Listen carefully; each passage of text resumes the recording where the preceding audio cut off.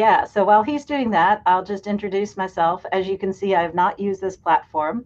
Uh, I teach at Shepherd University, which is in the panhandle here of West Virginia. We're right on the Potomac, right across from Maryland. It's a public liberal arts institution, and we get a lot of students who are first-time college goers in their family, which is very exciting, but often they have a lot of problems with time management because they're working to 20 to 40 hours a week or more to earn money for tuition. Sometimes they're taking too many courses on top of that.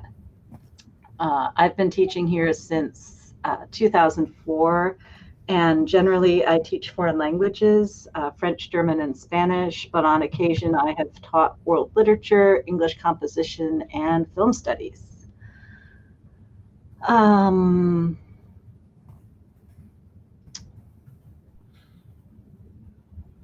Let's see, high school.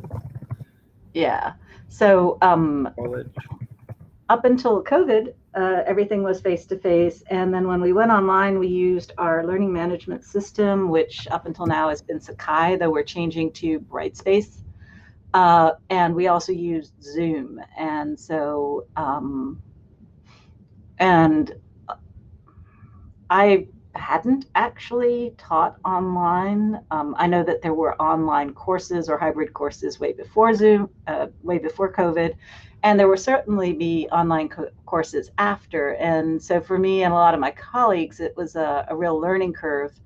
And the reason I chose today's topic, effective icebreakers for online language classes, is because I realized that a lot of the things that worked well in the classroom, like getting students up and moving, having them do a relay race, having them draw things on the board, having them work in small groups, you can approximate that online, but there's not that same sense of energy or involvement.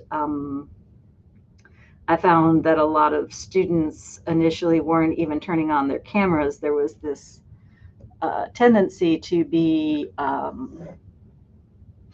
very passive online, and I wanted to get everybody talking. So this is a product of my online experiences, and I want to hear from you guys what's been working well and hasn't.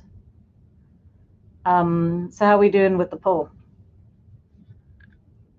If you're an attendee, you can click on the polls tab that's beside chat, and you can answer the poll, and I will check on that. And then if you would also leave your language preference or your languages that you teach in the chat, and I can relay that stuff also to Dr. Krantz. Okay, cool. Yeah, so just interrupt me at any point once that comes in.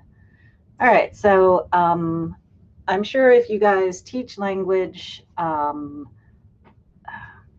guess it's true for any class, even in English, there will be, I don't know, a silent majority. There are people who are afraid of speaking even in English for the same reasons that they're scared of speaking up in a foreign language. They don't want to look bad in front of their peers. They're afraid of making a mistake. They're shy. They're nervous. But when you compound all of that with a foreign language where they literally sometimes don't know what to say or how to say it, you can get a lot of people just really quiet and expecting the teacher to do all of the work. And so what I do, in addition to using icebreakers, is start off every class at whatever level it is, emphasizing the importance of making mistakes. Mistakes are not a bad thing. They're necessary for learning. They are learning opportunities. You find out what works and doesn't. And I ask them to think about other things they've learned, if it's riding a bike or cooking, learning how to, max out their favorite video game. No one starts off as an expert. You have to scorch a lot of food before you make that perfect dish. And when you learn to ride a bike, you don't just hop on and coast down the street. You start with training wheels, and then you loosen the wheels, and then you take them off, and you wobble and you fall. So you're going to do the same thing in language. And people need to be comfortable in the process and be patient with themselves. And so I also emphasize that the classroom is a safe, supportive environment, that no one is going to make fun of them. And I make sure that, peers are supportive of each other, but that also, just to relax, that everybody is having the same problem. People who are learning English as a foreign language, because I've taught that as well, and that people's goal is just to communicate and be understood, and that the person you're talking to, the interlocutor, is always there helping you. I also admit right away that I don't know it all. I have learned many languages and I teach 3 of them, and I am not a native speaker of any of them. So I show them some of my favorite references, like word reference, 501 French verbs or Spanish verbs, different websites I use. How do we find the answer if we don't know? And then, of course, icebreakers, because when they come to class, they're coming from somewhere else. They may have just woken up. They may have just taken a bio exam. You want them to get into that language and into that mindset. So I'm going to go ahead and present quickly some ideas for 3 different levels, first year, second year, and third year, which, depending on your curriculum, might correspond to beginning, intermediate, and then intermediate advanced. And I'm going to give examples from French, Spanish, and German, but I think these could work equally well if you were teaching Japanese or Arabic. These could work well for English, at least I'm assuming. So, and I didn't get these from a particular book. They just seemed like things that would work, though I'm sure I've seen other people do them. It's like 1 or 2, like when we get to one that's called What's the Difference? I actually did that with an ESL class and it worked really well. And then I had the aha moment, we could do this in German. Yeah, so I'm not really sure where all of these started. They're just things that I use. So one is, the focus is on vocabulary building. And so if you're using Zoom, and I was assuming Zoom, I have all of my students there in gallery view so I can see them. And I explain that the goal is to be the last student standing, in this case, the one who knows the most vocabulary. And there's 2 ways to play. One, it depends on what you want to activate. If they are currently focusing on a particular type of vocabulary, let's say fruits or colors or things you find in the home, you might pick that category. And then student 1 would say manzana. You pass to student 2 who's like limon. You get to student 3 and they're hesitating, and you have to decide, how much time are you going to give them before you say, lo siento, sorry. But at some point, basically they pass, they're out. And at that point, just tell them to turn off the camera, because then visually you know who's still in the game and you can keep calling on them. Another way to do it is, it's a little more difficult. It requires the students to be even more attentive to what their peers are saying, but it's a lot of fun. The last letter of whatever word is said becomes the first letter of the next word. You could do it by category, but that makes it more difficult. Usually at the beginning level, I'm just looking for words they remember. So somebody says profesor. Last letter is R. Somebody says reloj. Last letter is J. Somebody says jalapeno. And on it goes until we have the last student standing. Before we go to the next one, any questions, comments?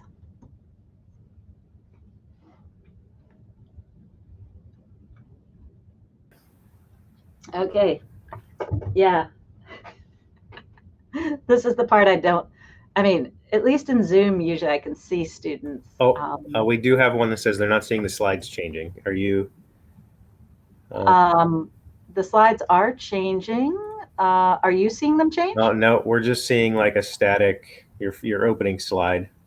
Oh dear. Well, Yeah, let's see. sorry. There we go. No, that's good to know. So you're sharing the window. Let's see. I now see the fruits. Oh, well then maybe, oh, I went into full screen. Okay. Okay, so can now everybody see Shepherd University? Yes. Okay, we're just going to do it this way. It's less spiffy, but yes, thank you. That's what I tell my students. Sometimes I'll get like 30 minutes into a class and somebody will say, we can't hear you. And I'm like, excuse me. Okay, so just to go back, this was the slide that showed the challenge, fear of speaking in a foreign language, solutions. If anybody wants, I can email you guys this or post it somewhere later so it's available for everybody. These were different solutions, the importance of making mistakes, the importance of creating a safe, supportive environment in the classroom, showing how students how to compensate for what they don't know, and then icebreakers. All right, yes. So hopefully that was clear with the last person standing. It's either a category that you choose or using the last letter of one word to begin the next word. So from profesor to reloj, from reloj to jalapeno. All right, wonder why that happened. Okay, so the next one is singing. And I think students feel more comfortable, quote unquote, embarrassing themselves if the teacher does it first. I love to sing, but don't sing well. But I sing and I'm like, come on, guys, you guys can do this. The goal here is to get the sounds and cadence of Spanish into their ear. And it's a low stakes situation because nobody's put on the spot. Everybody's singing together, on key or off key. The key is to make this work, you need children's songs, and you can do them from particular countries. Let's say you're focusing on Mexico. You could try La Cucaracha, or you can just, it needs to be a simple song, preferably relatively slow, because in the beginning they feel a bit overwhelmed with text. And what I usually do is preview the song by playing it, having them just listen. Then we go over the lyrics line by line. I'll pronounce, they'll repeat, we'll explain some of the things, and then we sing the song together. Now, if I click on this, oh, all right, I don't know if this is gonna.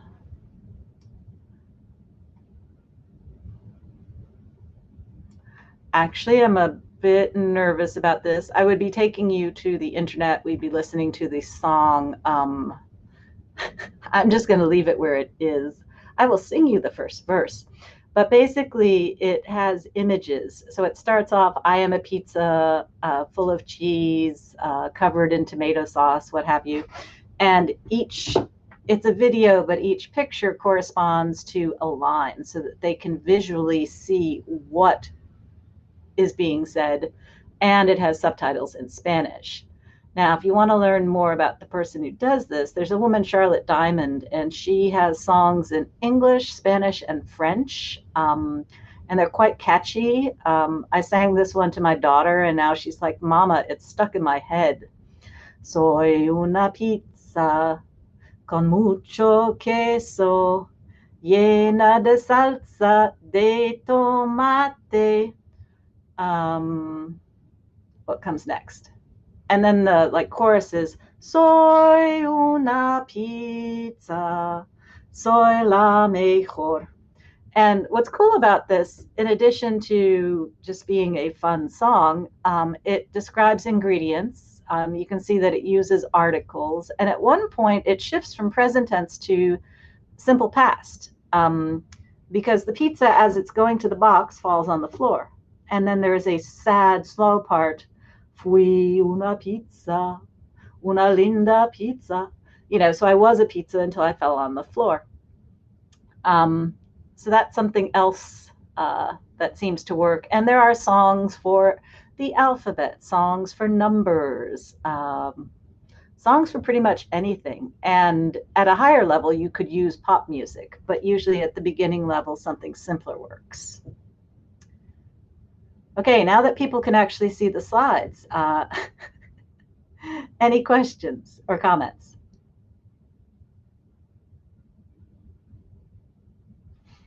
Okay. I don't see any. Okay, well, one focusing now on culture, and of course, all of this indirectly involves culture, but this is specifically focusing on the target culture. So again, everyone on camera in gallery view, and instead of, there are times when I will tell students, or we'll do a cultural reading, or we'll watch a video, but here I want them to look at an object. In the classroom, it might be realia, but to look at a picture, something intriguing, something they're probably not familiar with, and try to figure out what it is. And then from that point, then go into more detail. So I would only present one at a time, but let's start with this one. Does anybody either know what it is or could guess?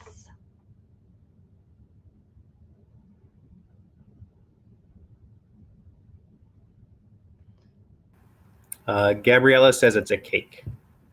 Oh, it does look like a cake. It's very colorful. Let's get some other guesses, and then I'll give clues. Like this is, for example, this is woven. It's not something you can eat. What else do you guys think it could be? Purse. A purse. It could be, and it definitely, you can open it up and put things inside, but it's not for money. Another guess.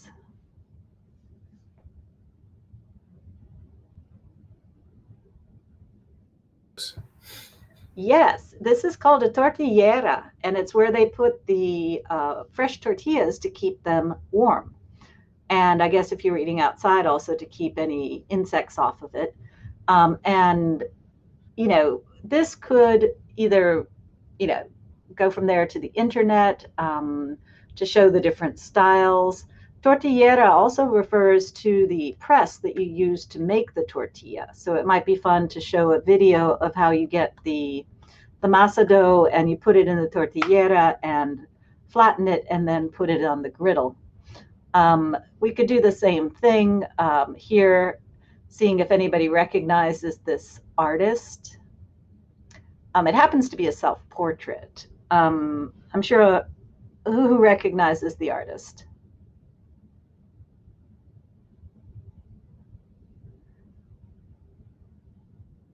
Kahlo, I think. Yeah. Okay. So, from there, I like to talk about art. So we might actually look at this more closely and ask about the thorns entwined around her neck. Why do they think that there is a monkey and I guess that's jaguar? I would have done, of course, more research before I showed the picture, but also to ask if anybody had seen the film Frida with Salma Hayek. Maybe go from there to talk about Eduardo Riviera. And this is a naturally occurring basically swimming pool in the area of Yucatan called a cenote, and so I just think that's a really fun way to get them interested and use that as a springboard.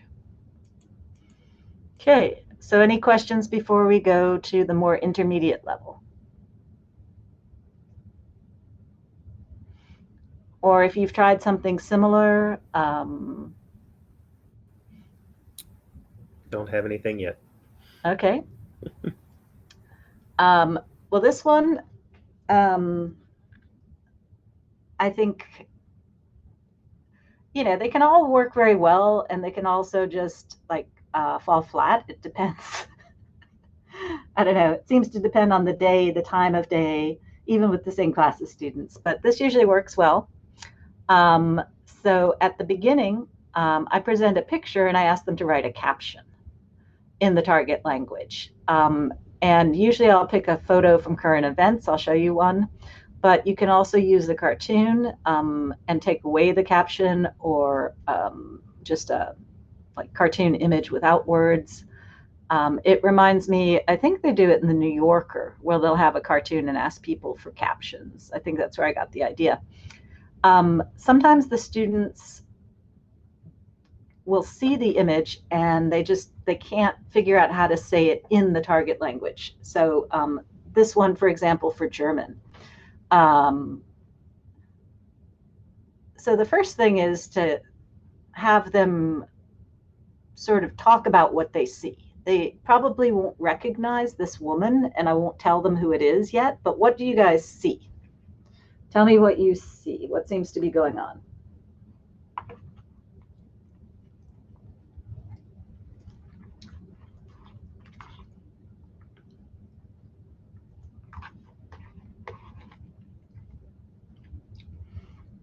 And as moderator, you can join in. She's holding the 10 Commandments. It does. And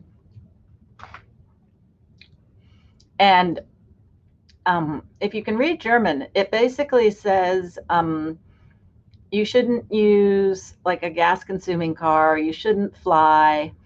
You shouldn't contribute to like capitalist exploitation.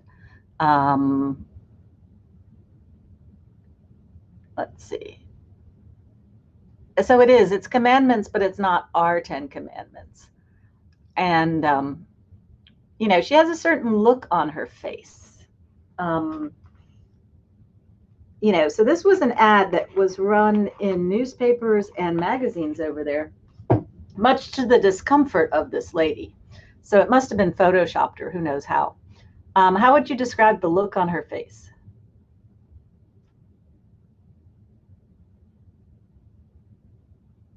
I think she looks like she's not serious. Sarcastic. Yeah. Yeah, Thank kind you, of like, Gabriella. yeah, kind of smirking, like, you know. And also, I mean, if nothing else, it's a woman as God, you know. So that's a little bit different. But so if the students are stuck and they're not sure about German, I'll let them brainstorm in English. So like a really short caption, what would be something that comes to mind in English? Like,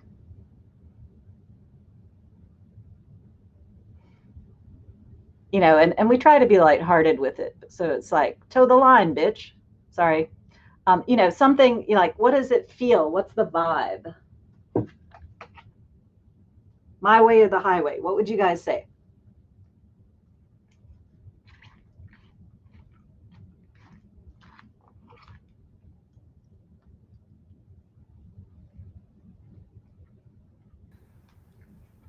I'm struggling. Hopefully somebody else comes up with something clever.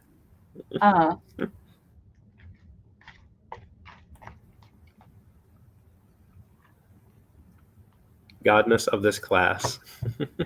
Yeah. Anyway, hopefully by now people are intrigued. They're like, who is this lady? And then I show them the real thing. So this is the actual ad, and it says, we don't need any state religion. And there's a blurb down here, but it turns out that she is the leader of the Green Party, of the Environmental Party in Germany. And this was a kerfuffle among parliamentary groups in Germany. So I have the link here to the actual news story. And I just think this is hilarious. But it's a good way to get them not only producing language, but learning about the culture. Okay, so the next one, I already mentioned this. I stole it from ESL. When we did this in ESL, and it works just as well in a foreign language, it's about comparing and contrasting, noticing details and being able to describe them. And so you can find ones online, but I like these ones that are based on like a Norman Rockwell style. Excuse me, because they're very realistic. and it's easy for students to see the details. So here, one of them is pointed out, the difference in the sock color. You can see back here it says Mom's Pies, and here it says Mom's Lies. Here the street signs are missing. So what I would do is take one of those pictures, but the first time, so that students feel empowered to make the comparisons and use the spatial prepositions, I would do a sample after presenting the key vocab. So in the first picture or in the second picture. Or you could say in the picture on the left, picture on the right, but they need a way to identify which picture they're looking at. Then words like left, right, top, at the top, at the bottom, in the middle. And then, of course, comparisons. X is, bigger than, smaller than Y. X is as something as Y. So here I could say, im zweiten Bild ist die Socke rot. Yeah. Und hier ist es grau.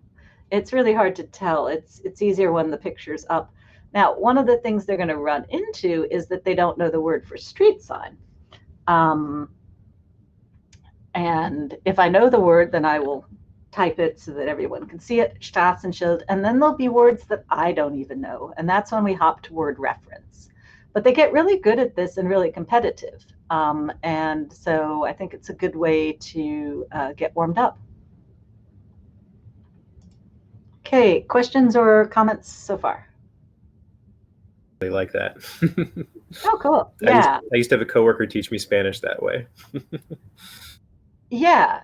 Like here he has a pencil, and you could just, even just remembering to say el hombre, the man, or the sentence no hay, there isn't. And then, if they get stuck, I tell them to use English. No hay un pencil. And I'm like, okay, no hay un lápiz. It's about communicating, not being perfect. Okay, another thing you can do at the intermediate level, I call them crazy stories. I use breakout rooms for this. I'm assuming that other online things have it similar to Zoom, where you can assign students or members of a meeting to work together. So I put them in groups of 3 or 4 after they've been presented with the set of terms they're going to use. And the terms that you choose as an instructor could be to reinforce particular vocabulary and or grammar. It really depends on where you are in the curriculum. So I'll show you on the next page. I picked some words. My goal here is to have students use the past tense, which in German is difficult because you have strong and weak verbs, and there are 2 different helper verbs. So there's a lot for them to think about. In order to make this work, it has to be quick. They can't have 10 minutes. They can't even have a full 5 minutes. They need to put something together, and it doesn't necessarily need to make sense. One student it needs to make sense, like in terms of I understand the sentence, but it can be sort of Alice in Wonderland-ish. It's supposed to be funny. So one person in the group should be the secretary, and that's the person who notes down what has been said and relays it once everybody comes back. All right, so here we have das Murmeltier, which is a marmot, or I guess we call it a woodchuck. This is particularly an alpine marmot. It's very prevalent in Austria and Germany. And I'm a big fan, so I guess that's why I put Murmeltier. I picked 2 verbs, to eat and to dance. I picked the adjective purple and the adjective fat, or pudgy, and then I picked an adverbial phrase, in the moonlight. Now,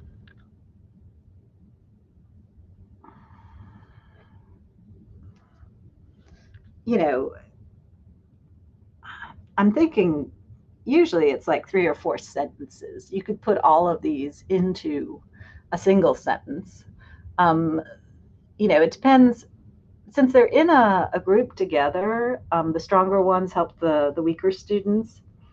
And you can decide whether you want to just let them create meaning or note down some of the mistakes and then present them, let's say, the following day to focus on grammar errors. That's up to you. But let's say I wanted to say the pudgy purple marmot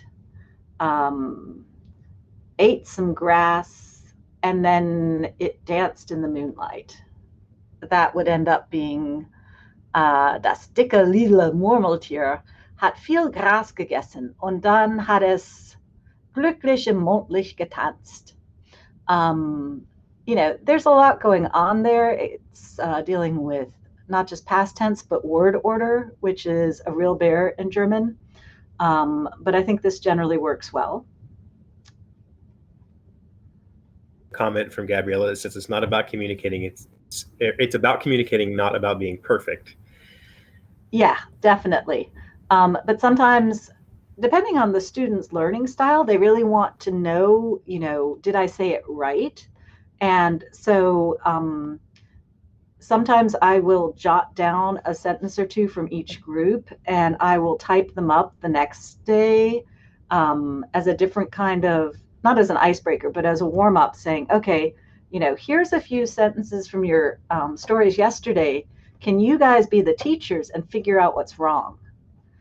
Because they do have writing assignments where accuracy is more emphasized. But yeah, for these things, it should be about communication. I'm just saying they can be used in different ways. All right, cool. We have a question if you want to take a question. Oh, yeah. Sarah asked, how would you handle helping students with anxiety disorders or ASD who may not feel comfortable being on camera, but keeping them engaged with learning language remotely? Oh, that is a good question. I have allowed students to stay off camera.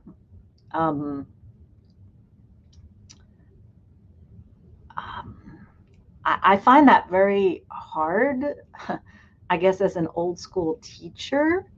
I guess prior to class, I would want to talk with them and ask what would make them most comfortable. Maybe for them, it might be posting things in the chat. I know that you can post to the whole class or just to the teacher.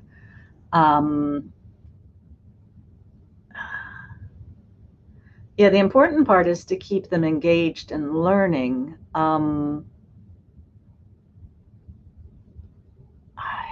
haven't had that type of situation directly. I'm not sure if the student would work better one-on-one, so that maybe with that student we could work one-on-one just for 5 to 10 minutes, doing some of the same kind of activities so that they get to feel comfortable in that smaller situation, and then have them branch out. Can you throw the question back to, I guess it was Sarah, and maybe she can say something about what she does? Because I'd like to know. I have no idea, really.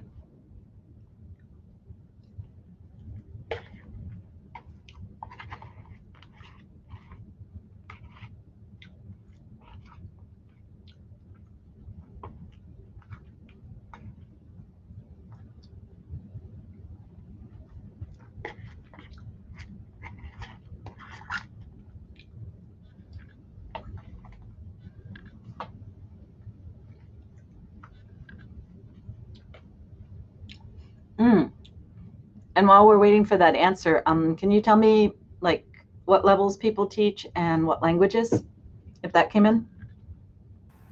We did not get participation on the polls.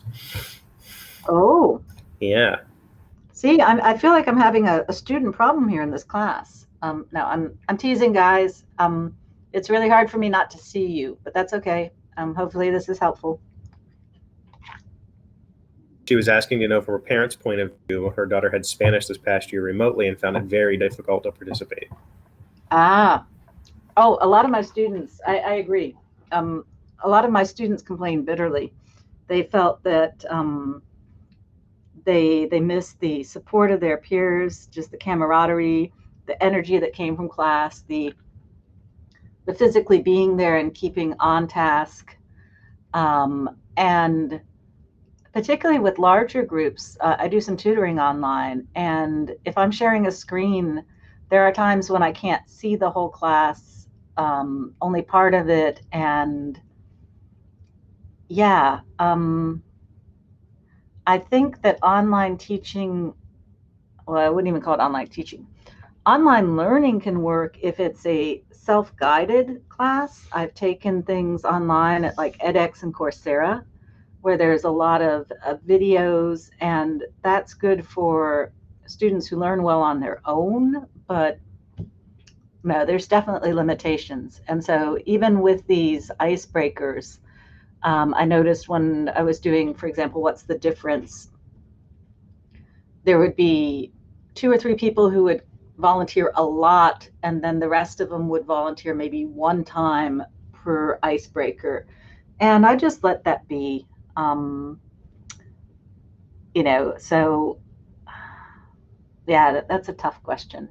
All right, let's look at third year classes and then see what other questions or comments people have. You got about 8 minutes left. Okay. So here it's similar to this putting together, but instead of 3 or 4 sentences done in small groups, the continuing story is the whole class.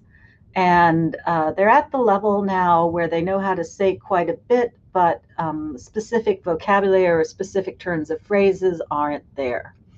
And so before class, I'll come up with a premise, usually a kind of weird one, and then there will be some context. So this is a daily routine, use present tense, or this was habit in the past, use imperfect. And I'll start with the opening lines. I pass it to the next person. They add a line or two. They pass to the next person. And again, it should go quickly. People should be having fun with it. Of course, you have to listen to what other people have been saying. The key here is being creative, having fun, taking risks, making mistakes. If they don't know, use an English word, act it out. Make it sound French. We do whatever. So here, for example, I would say, one morning in the spring, there was a young woman in a pink pajama, standing in front of the Eiffel Tower. And the question is, why is she there? What's she doing? So, un matin au printemps, une jeune femme en pyjama rose se trouvait devant la Tour Eiffel. And then I would pass it to somebody else. And this can go very well, and you decide how long you want to do it. As you get closer to the end, you could say 3 sentences to wrap up, something like that, so that the story actually has some closure. But they can get pretty crazy. And the last one I do at this level is about humor. So instead of using an image, let's say, of the tortillera or of Frida Kahlo, I pick cartoons. And at least initially, I'll start with a cartoon or two in English to get students thinking about, well, what makes something funny? Is it just the words, just the image? Where does the cultural context come in? And so there's usually a discussion. And I want you guys to help me at least here on the English ones. This is Larson, Gary Larson. I don't know if you guys like that, but why is this funny? What's going on?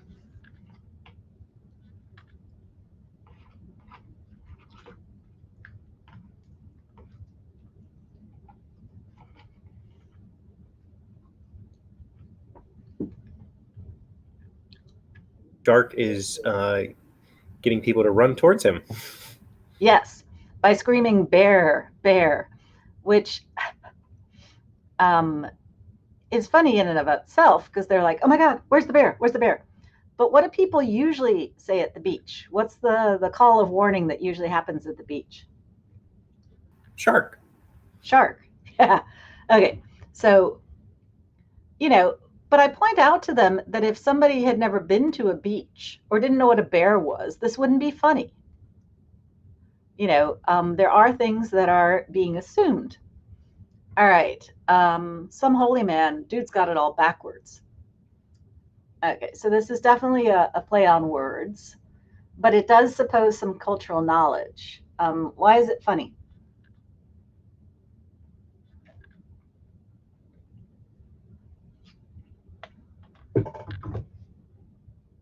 Because he's saying om instead of moo. Right.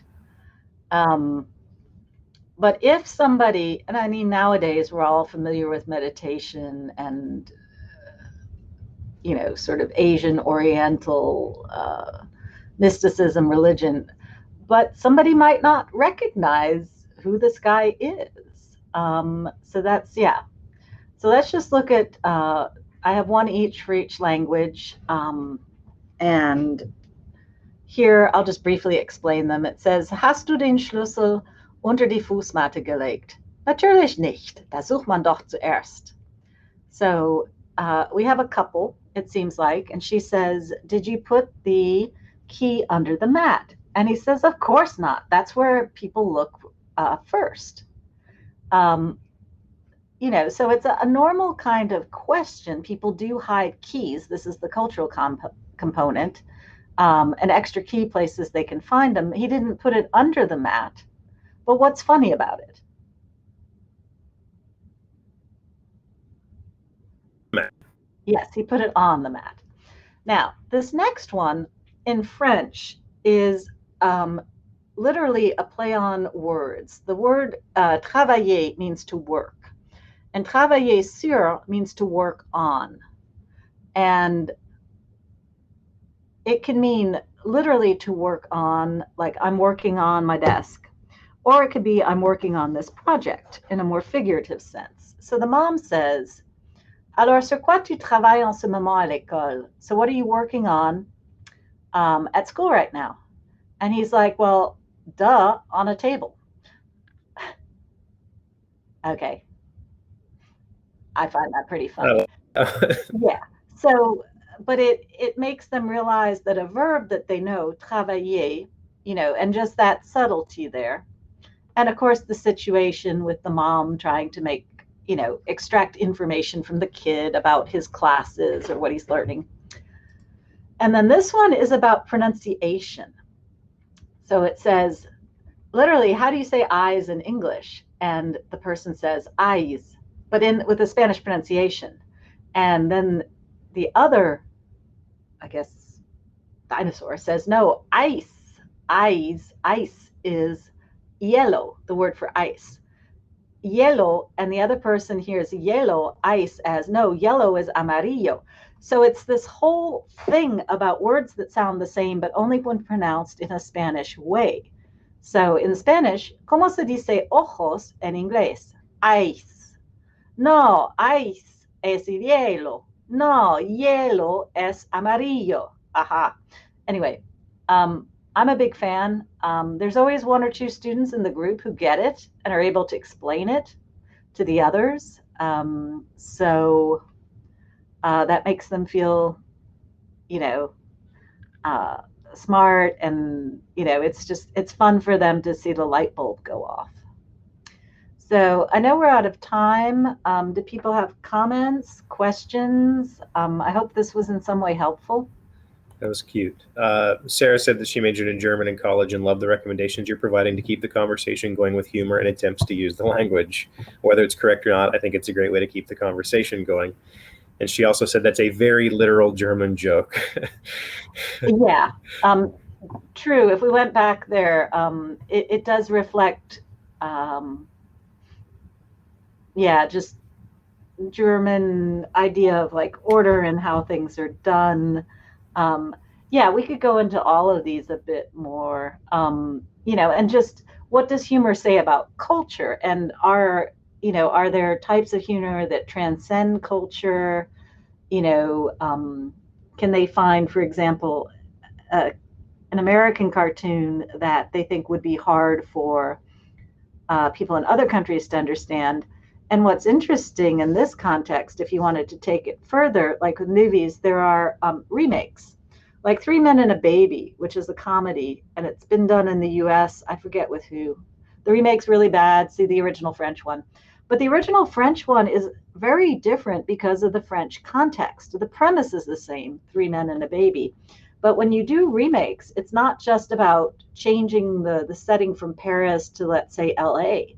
A whole lot has to be changed. And so for it to make sense in the new context. And so for advanced students, sometimes it's really fun to compare scenes from a movie that's been done in one, originated in one culture and has been redone in the US. Gabriella said a great presentation. Thank you. Oh, well, thanks to all you guys, and stay safe, stay virtual. Now, sorry I couldn't see you. Here's my question comments thing. If anybody wants to talk about this more, just send me an email. I'd love to share. Thank you very much, Dr. Krantz. Okay, thank you.